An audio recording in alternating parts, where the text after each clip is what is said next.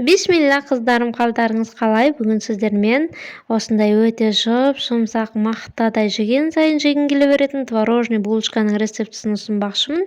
Кейбіреулер ватрушки деп атайды, енді прям мощный шықты, аты енеме қатты ұнады, сіздер де жасап көріңіздер. Ол үшін алдымен жылы сүтке тұзды, қантты және ашытқымызды салып аламыз. Достар, айтқандай барлығын таразымен міндетті түрде өлшеп салыңыздар. Сол кезде сіздерде прям күшті шығады.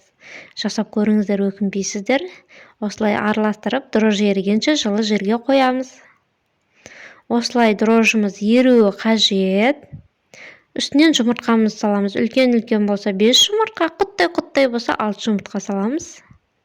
Және толық араластырып аламыз. Жұмыртқада толық араласуы қажет. Ал енді еленген ұнымыздың үстіне салып қамыр илейміз. Достар, осы жерде айта кетейін, мен описаниеге осының рецептісін қалдырамын жазып, бірақ мен 1,5 есе көп қып істеп жатырмын. Айтқандай қамыр илегенде қамыр қолға өте жабысқақ болады. Жақсылап илесеңіздер, осылай басы бірігеді. Илеп басын біріктіріп болғаннан соң барып бөлме температурасындағы жұмсақ сармайды салып, тағы да илеп сіңдіреміз. Осы жерде сразу айтайын қыздар, көп күшті талап етеді қамыр, бірақ соған достой керемет булочка, керемет нан, керемет заттар жасап жеуге болады. Бұл теста универсальный теста, кез келген затты жасай берулеріңізге болады. Прям мощный шығады осы тестамен. Батон нандар жасауға да болады. Мен өзім батон нандар жасаймын.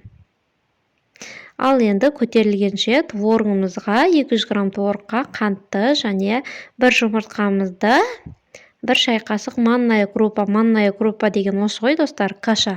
Содан салып араластырып аламыз. Барлығын көп адам манная крупа десе ойланып жатады, ол не деп. Өзіміздің қарапайым манная каша.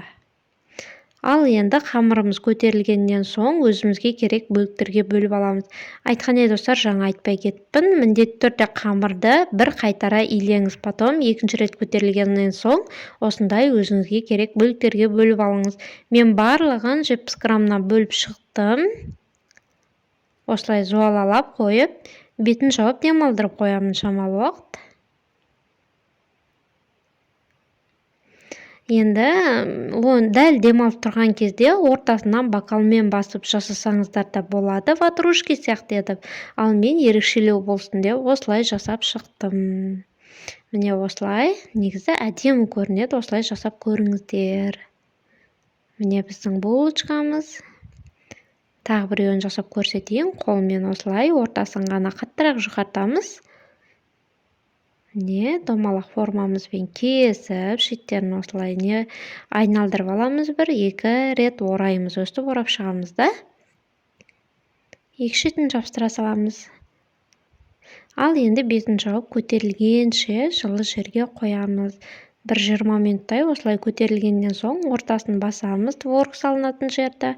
Және шеттеріне жұмыртқамызды, смазканы жағып шығамыз. Қазақшалап айтқанда смазка жағамыз.